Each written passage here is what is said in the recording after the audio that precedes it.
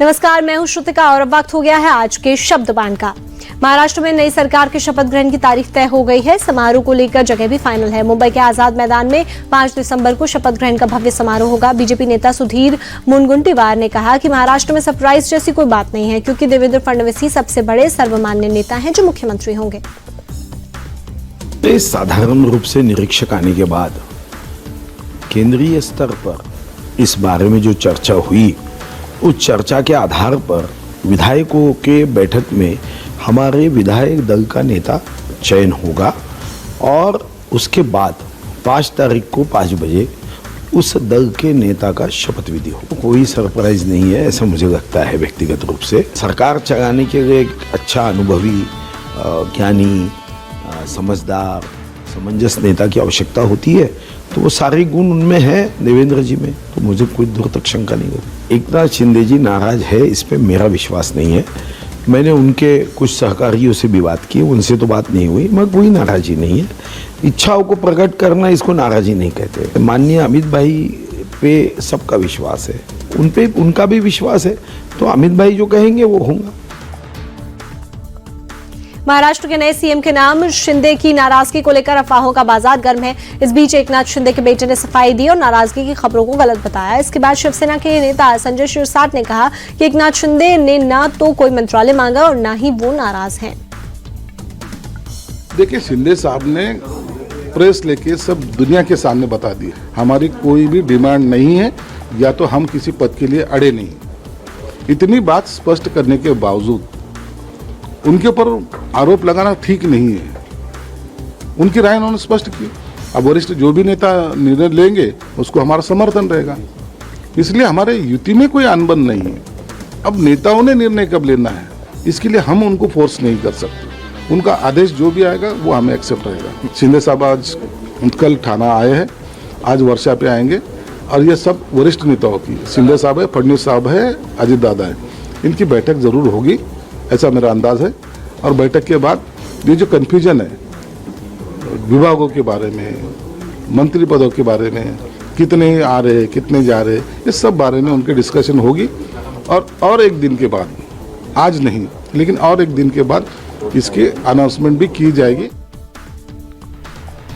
BJP नेता राहुल नार्वेकर ने भी कहा कि कोई नाराज नहीं है। सरकार के गठन में समय इसलिए लग रहा है क्योंकि जनता ने ऐतिहासिक बहुमत दिया। अपेक्षाएं बड़ी हैं, इसलिए सरकार का स्वरूप, रोड मैप तय होना जरूरी है। इसमें थोड़ा वक्त लगना स्वाभाविक है। देखिए, हमारी बड़ी पार्टी है, हमारी पार्टी नेशनल पार्टी है। यहाँ पे प्रोसीजर्स रहते हैं, प्रोटोकॉल रहता है, हमारा पार्लियामेंट्री बोर्ड रहता है, हमारे ऑब्जर्वर्स, निरीक्षक रहते हैं ऐसे चयन के समय। तो इन सब चीज़ों के बारे में बराबर से प्लान करके ये अगले कुछ दिनों में हो जाएगी। देवेंद्र फडणवीस जी इस भारतीय जनता पार्टी के महाराष्ट्र के सर्वप्रिय और सर्वोच्च नेता है, और निश्चित रूप से उनके माध्यम से इस राज्य को एक बहुत ही अच्छा नेतृत्व प्राप्त हो सकता है। लेकिन ये सब विषय जो है, उनके ऊपर निर्णय लेने का अधिकार ये संसदीय दल और यानी हमारी लेजिस्लेचर पार्टी और हमारे पार्लियामेंट्री बोर्ड को है, और इस विषय में उचित स्तर पर चर्चा होकर निर्णय लिया जाएगा। शासन ये सामूहिक जिम्मेदारी के तत्व पे चलता है, इसलिए कोई भी डिपार्टमेंट किसी भी व्यक्ति या पार्टी के पास रहे, जिम्मेदारी पूरे सरकार की होती है, पूरे मंत्रिमंडल की रहती है। इसलिए मुझे नहीं लगता है किसी के मन में इसके बारे में कोई संदेह या अड़चन है। वहीं दूसरी तरफ संभल में हुई हिंसा को लेकर राजनीति थमने का नाम नहीं ले रही है। विपक्ष सत्ता पक्ष पर हमलावर है, संभल जाने की जिद पर अड़ा है। इस बीच यूपी के डिप्टी सीएम केशव प्रसाद मौर्य ने सपा और कांग्रेस पर जमकर हमला बोला। कहा कि सपा और कांग्रेस ने लोगों को लड़ाया है और अब नौटंकी कर रहे हैं। देखिए, समाजवादी पार्टी और कांग्रेस पार्टी एक सांपनाथ है तो एक नागनाथ है। समाज को डसने का काम, समाज को कमजोर बनाने का काम, हिंदू को मुसलमान से लड़ाने का काम, और फिर नौटंकी करने का काम। तुष्टीकरण की राजनीति ने देश को बर्बाद करने का काम किया है और देश ने भारी कीमत चुकाई है। अन्यथा हमारा देश आज विकसित देश होता। कांग्रेस अगर उस बीच में अड़चन बन करके सत्ता का लंबे समय तक उपयोग नहीं किया होता। संभल में कोई दंगा नहीं हुआ है, समाजवादी पार्टी के दो गुंडे अपराधी माफिया दंगाई किस्म के लोग आपस में लड़े, और जो आपस में लड़े हैं उसमें ये नाटक क्यों कर रहे हैं? संभल में जो माननीय न्यायालय के आदेश के अनुसार कमीशन की कार्रवाई हो रही थी, उसको लेकर के बवाल किसने खड़ा करवाया? समाजवादी पार्टी के सांसद ने खड़ा करवाया। उस बवाल के बीच में समाजवादी पार्टी के विधायक पक्ष के लोगों ने उसमें विवाद किया, बवाल किया, और जब शांतिपूर्ण माहौल संभल का है तो उसको खराब करना चाहते हो।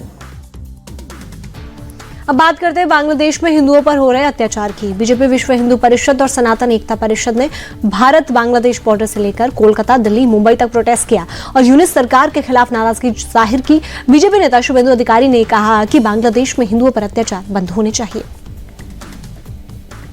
नेशनल फ्लैग को ये लोग अपमान किया बांग्लादेश में, और सन्यासी संत समाज को हिरासत में लिया और हिंदू मंदिर तोड़ रहा है। आज 20,000 हिंदू अपना ताकत बांग्लादेश बॉर्डर में दिखाया। यूनुस, हिंदू के ऊपर अत्याचार बंद करो, मंदिर तोड़ना बंद करो, चिन्मय प्रभु को छोड़ दो, भारत का पास माफी मांगो, नहीं तो एक दिन का फ्रेट बंद है, कमर्शियल ट्रांसपोर्टेशन बंद है, अगले हफ्ता 5 दिन जनवरी से कंटिन्यूअस बंद हो जाएगा। वहीं बांग्लादेश के खिलाफ बंगाल में प्रोटेस्ट करने पर ममता बनर्जी की पार्टी ने एतराज जताया। तृणमूल कांग्रेस का कहना है कि बांग्लादेश को लेकर जो कुछ करना है वो मोदी सरकार को करना है। टीएमसी नेता कुणाल घोष ने कहा कि शुभेंदु अधिकारी को चाहिए कि वो दिल्ली में अपने नेताओं से बात करें, बंगाल में क्यों अपनी राजनीति चमका रहे हैं। सेंट्रल गवर्नमेंट कुछ नहीं कर रहा है और उसका पार्टी भाजपा यहाँ पर धर्म के नाम पे राजनीति कर रहा है, तो ये कैसे? तो सीएम ने बोला तो आप लोग कुछ कीजिए, पार्लियामेंट में स्टेटमेंट दीजिए और वो यूनाइटेड नेशंस से बात कीजिए, वो पीस कीपिंग फोर्सेस वहां पर भेजने के लिए हम लोग सब सपोर्ट करेंगे। लेकिन ये तो स्टेट का बात नहीं है। आपका पार्टी वो लेकर यहाँ पर राजनीति कर रहा है, बंगाल में राजनीति करना है। बंगाल क्या करेगा यहाँ पे? तो Bhajpa leaders should meet their leaders in Delhi. प्रधानमंत्री जी से बात कीजिए, होम मिनिस्टर से बात कीजिए, डिफेंस मिनिस्टर से बात कीजिए, एक्सटर्नल अफेयर्स मिनिस्टर से बात कीजिए। तो यहाँ पर क्यों गोलमाल कर रहा है?